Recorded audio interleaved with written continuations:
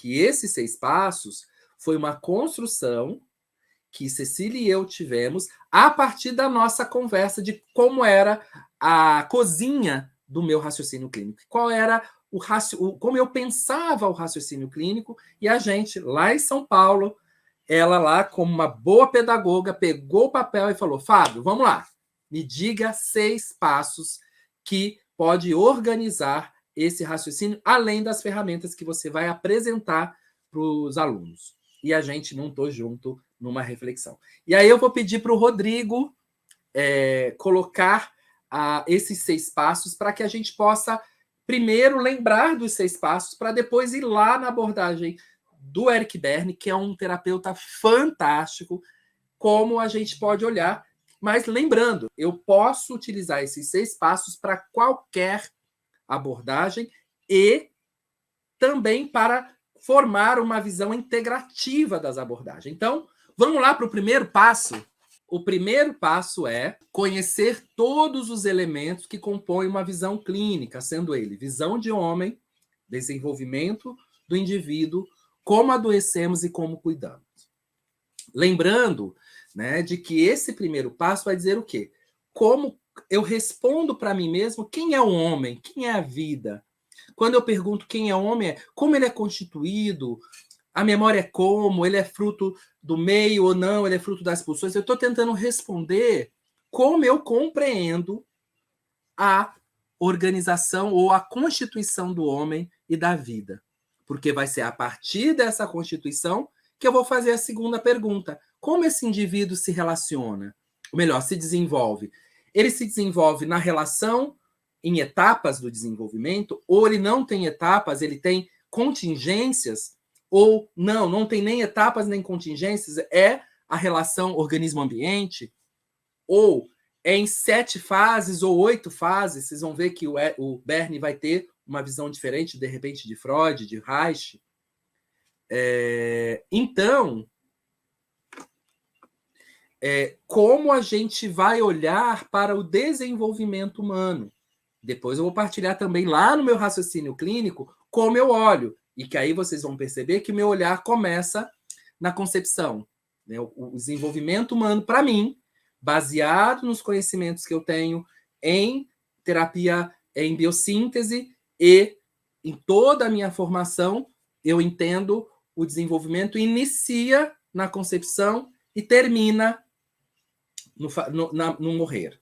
E todo o processo biográfico, como a gente entende esse processo biográfico. A terceira pergunta é, quando eu entendo quem é o homem, como ele se constitui e como ele se desenvolve, quando a coisa não ocorre bem, como ele adoece? Que faz a gente adoecer? E, por último, a quarta pergunta é, que ferramentas eu utilizo para cuidar esse indivíduo que adoece?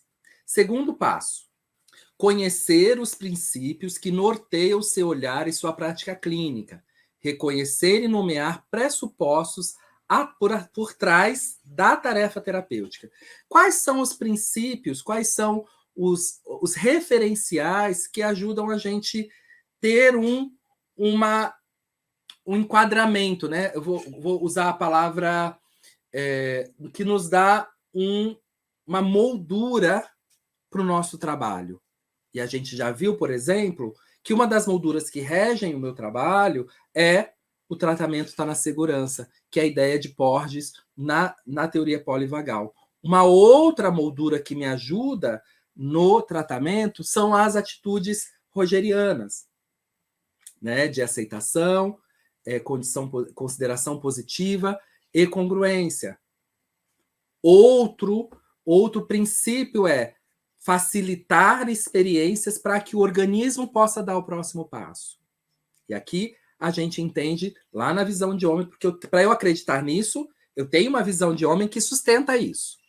Vamos lá? Terceiro passo. Conhecer as contribuições do conhecimento psicológico e terapêutico ao longo da história ou ao longo da minha trajetória, tanto da história da psicologia ou da minha trajetória formativa, como essas contribuições podem te ajudar a ter uma visão mais integrada da experiência humana. Então, aqui, esse passo divide em 2 passos. Primeiro, quando eu olho para o conhecimento, para essa vastidão de conhecimento sobre o desenvolvimento humano, e de repente eu trago algumas formações, como essas formações contribuem para a minha formação desse olhar integrativo. Essa é uma meta. A segunda meta é as construções no decorrer da história. A gente sabe, por exemplo, que a gente está no momento onde as terapias baseadas em cérebro e trauma estão em alta. Como que esses saberes eu integro na minha abordagem, seja ela psicanalítica, comportamental, ou sistêmica, ou dentro das constelações, ou dentro do trabalho do coaching, ou dentro das terapias integrativas complementares. Quarto passo: conhecer e se apropriar de mapas de direção de processo. Neste passo é importante que se tenha cartografias diretivas. Exemplo, no caso que a gente vai visitar lá no curso Meu Raciocínio Clínico, nós vamos visitar o diagrama do ovo, o modelo Hexaflex e o diamante ericksoniano. Então, a gente vai poder olhar para esses 3 mapas e enquanto eu vou partilhar esses 3 mapas, eu também vou convidar a vocês trazerem, se apropriarem dos mapas que orientam a trajetória, por espelhamento até. Quando eu partilho o meu, eu convido a vocês pensarem no seu. Quem fazia isso? Milton Erickson, na técnica Meu Amigo John. Quando eu conto uma história, essa história pode tocar a experiência interna do meu cliente e assim ele, por espelhamento, poder organizar a experiência dele a partir dessa história. Então, uma das metodologias que eu estou utilizando é isso. À medida em que eu vou partilhando os meus mapas, ele pode ser sim uma referência para você, se você não tem um mapa, ou de repente queira ter esse mesmo mapa que eu tenho, ou ao mostrar o meu mapa, eu vou estar contribuindo para vocês terem clareza do seu próprio mapa. Quinto passo: como eu posso integrar os mapas através da visão clínica e dos pressupostos. E aqui a gente está falando do raciocínio clínico propriamente dito. Como eu, ao integrar visão, pressupostos e mapas, como isso compõe o meu raciocínio clínico. Esse é o passo 5, que é a integração disso tudo.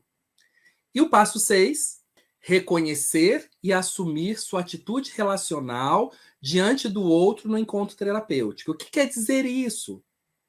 De que quando eu tenho uma visão, princípios e mapa, eu posso ter um plano terapêutico, um projeto de tratamento ou de cuidado, eu vou ter uma visão de processo e, quando eu estou na frente do meu cliente, como eu posso ser presença sintonizada e conectada. Sintonizada com a experiência dele e conectada com o que está acontecendo na sessão, com o conteúdo que ele traz e com todo o processo que ocorre na relação terapêutica. E aqui eu escolhi, né? Eu falei, Cecília, eu quero... Vamos voltar lá só para eu ler a frase do Jung, porque ele precisa ser um norte. Conheça todas as teorias, domine todas as técnicas, mas ao tocar uma alma humana, seja apenas outra alma humana. Então, quando eu tenho toda essa reflexão, todo esse caminho, quando eu olho o processo e plano terapêutico, eu, no encontro, sou presença sintonizada. E aqui é o logo do nosso Meu Raciocínio Clínico, que nesse momento é nosso, né? Quando a gente pode partilhar e passa a ser uma possibilidade para todos nós.